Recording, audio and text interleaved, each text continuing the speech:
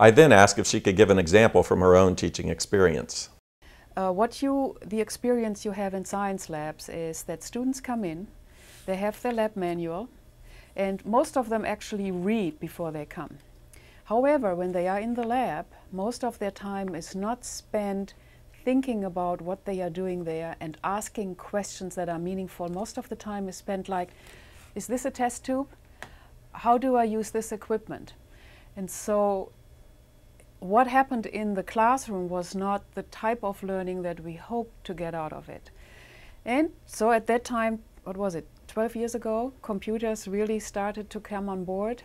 I had some ideas how to do things differently, and got funding, got some really, really creative undergraduates, of course, who were doing, programming work for very little money, but were brilliant. And what we did was we created a so-called interactive lab manual.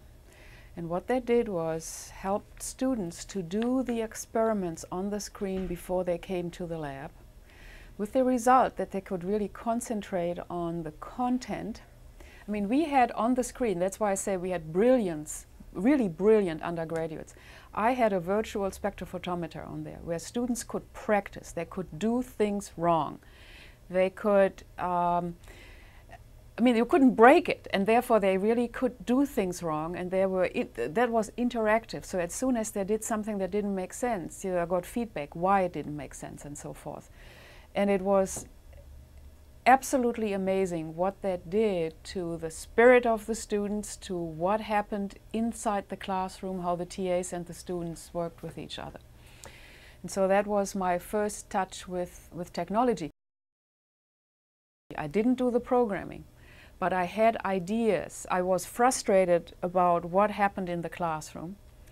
I knew what I wanted to do, and I could then recruit people who understood how to translate my ideas into a program. And so this happened with a dialogue, and there were fights. I mean, I told them what I wanted, they told me it's not possible. They left for 2 days, and then they came back and said, well, maybe we can do this. And what it did to me was this working with those kinds of people helped me actually become a much better teacher, because I had to think about why was I frustrated? What didn't happen in the classroom? What do I want students to get out of this? What can I give them that they don't have now that allows them to really become what we call active learners?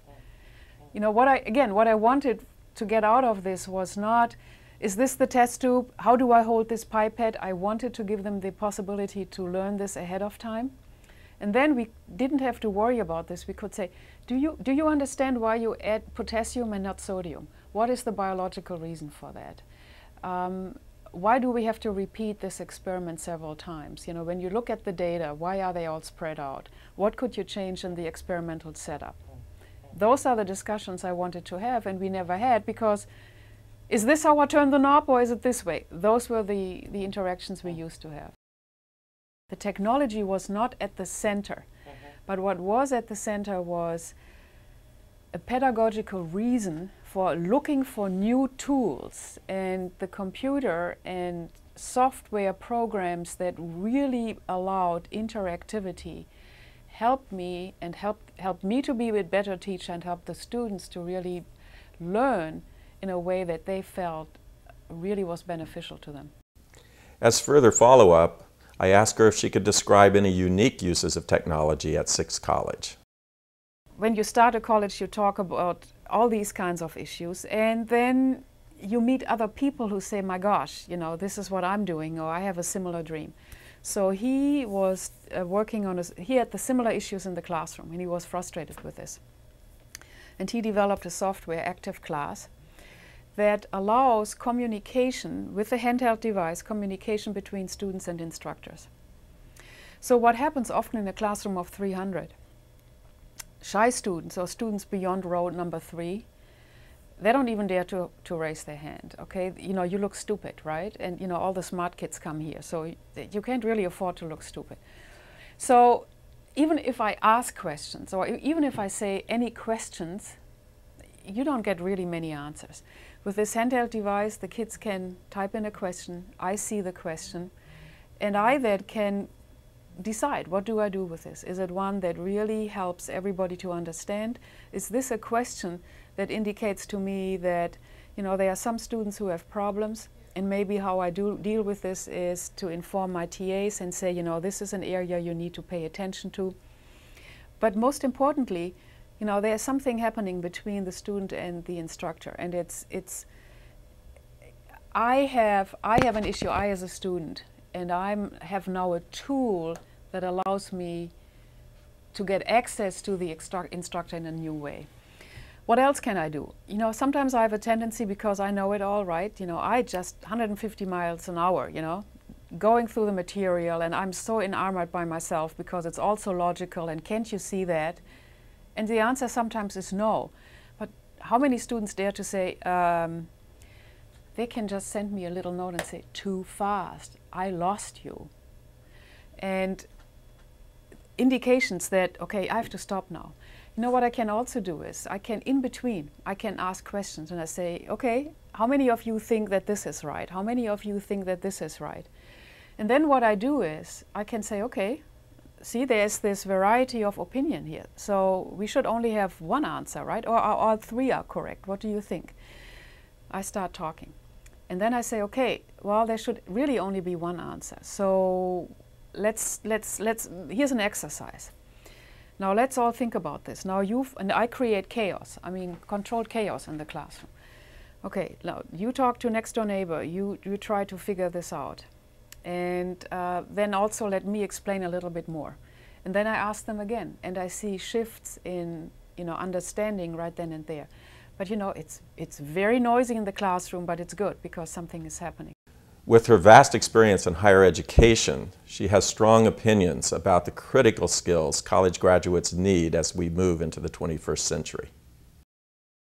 What I also believe is that with the technology that we have, with the computer, with the digital medium that is surrounding us, no matter what we believe or not believe, it is absolutely important that we allow students to develop skills to interpret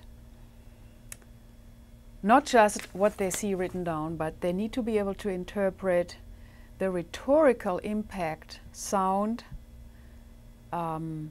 color, images have, because they are being used as a rhetorical argument. So when I teach, for example, writing and communication, I need to also help our students understand to use that as a medium for expression, but they at the same time also have to be able to understand and interpret those kinds of communications that they are exposed to all the time.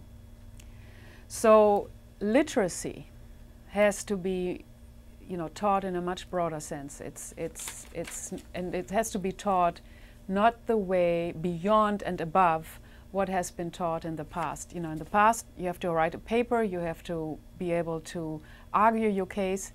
We need to teach our students to use the digital medium and all its bells and whistles as a medium that allows them to place arguments, to communicate, to help others understand what they are saying and what they want to do. And again, it's reciprocal, right? They also need to understand that everybody else is using this to bring an argument, you know, to make an argument clear, and also, you know, to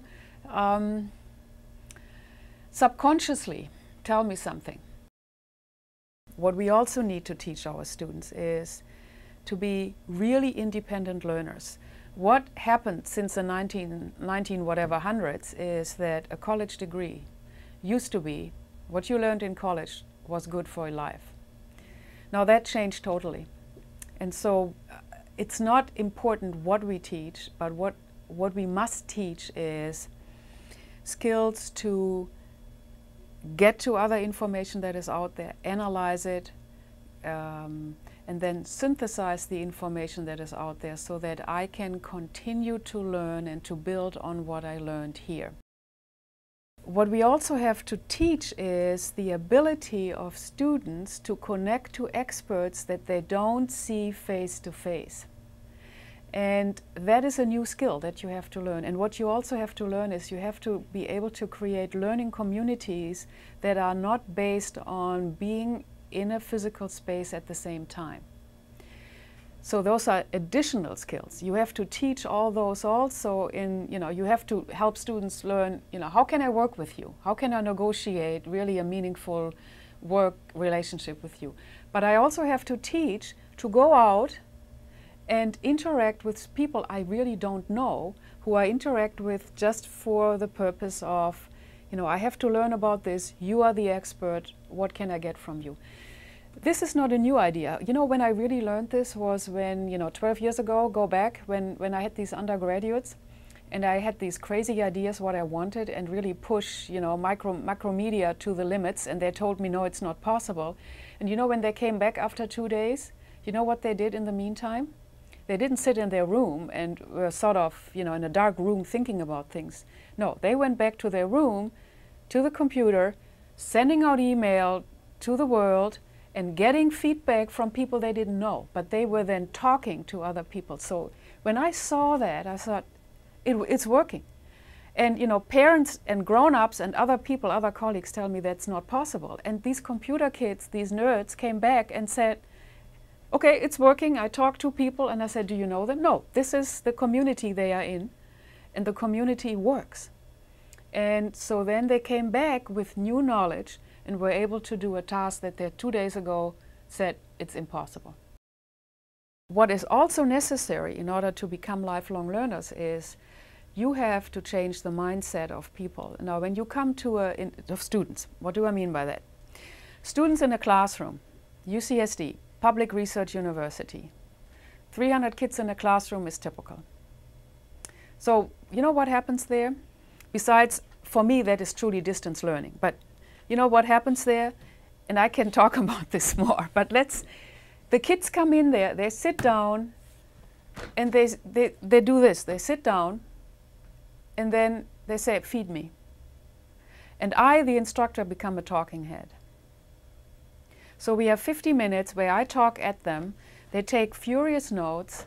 But you know what this is? It's a consumer mentality of education, and that cannot work anymore. It's not that I am the person who has all the knowledge and the data that I have to spit out at you. I can't tell you how often I was standing in the classroom and I was, talking about the Krebs cycle, okay?